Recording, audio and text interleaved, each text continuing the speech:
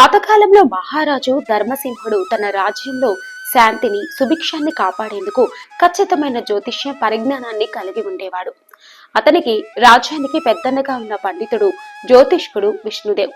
రాజ్యంలో ప్రజల సమృద్ధికి గ్రహచక్రాల ప్రభావం ఎలా ఉంటుందో వివరంగా చెప్పే గొప్ప పండితుడు. ఒకరోజు విష్ణుదేవ్ రాజమందిరానికి వచ్చి, మహారాజా, 2025 సంవత్సరం మాఘ పౌర్ణమి రోజున అంటే మార్చి 14న విశేషమైన చంద్రగ్రహణం ఏర్పడనుంది. ఇది కన్యా రాశిలో కేతువుతో కలిసి జరుగుతుందని, దీనివల్ల 4 ముఖ్య రాశుల ప్రజలు మరింత జాగ్రత్తగా ఉండాలని చెప్పాడు. మహారాజు ఆశ్చర్యపడి ఇలా అడిగాడు, ఏ ఏ రాశుల వారికి ఈ గ్రహణం ప్రభావం ఎక్కువగా ఉంటుంది అని. అప్పుడు విష్ణుదేవు శాంతంగా ఇలా చెప్పాడు, మహారాజా, ఈ గ్రహణ ప్రభావం ముఖ్యంగా మేష, కర్కాటక, తుల, కన్యా రాశుల ప్రజలపై ఉంటుంది. వీరు ఆధ్యాత్మికతపై దృష్టి పెడితే ఆ ప్రభావాన్ని తగ్గించుకోవచ్చు అని చెప్పాడు. అప్పుడు విష్ణుదేవ్ రాజ్యసభలోని అందరికీ గ్రహణ సమయాన్ని వివరించాడు. ఇది భారతీయ సమయ ప్రకారం ఉందని, 9:29 ప్రారంభమై మధ్యాహ్నం 3:29 ముగుస్తుంది.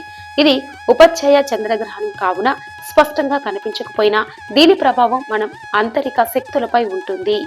రాజు తన ప్రజల రక్షణ కోసం కొన్ని నియమాలను అమలు చేయాలి అని ఆదేశించాడు. గ్రహణ సమయంలో భక్తి మంత్ర పఠనం చేయాలి, ఆహారం తినకుండా ఉండాలి, శుద్ధి కోసం తులసి తీర్థం సేవించాలి, దానం పూజలు చేయడం వల్ల శుభప్రాప్తి కలుగుతుంది. గ్రహణం ముగిసిన తర్వాత రాజు ఒక పెద్ద యాగాన్ని నిర్వహించాడు. శివుని అభిషేకం, హనుమాన్ చాలీసా పారాయణం చేయించారు. ప్రజలు తమ ఇళ్లను గంగాజలంతో శుద్ధి చేసుకున్నారు. ఈ కథ ద్వారా మనం గ్రహించగలిగినది ఏమిటంటే, ప్రకృతి చక్రాలను గౌరవించి ఆధ్యాత్మిక పద్ధతుల్లో నడుచుకుంటే మన జీవితం మరింత మెరుగుపడుతుంది. ఈ వీడియో మీకు నచ్చినట్లయితే లైక్ చేయండి, షేర్ చేయండి. అలాగే ఈ వీడియోపై మీ అభిప్రాయాన్ని కామెంట్ రూపంలో తెలియజేయండి.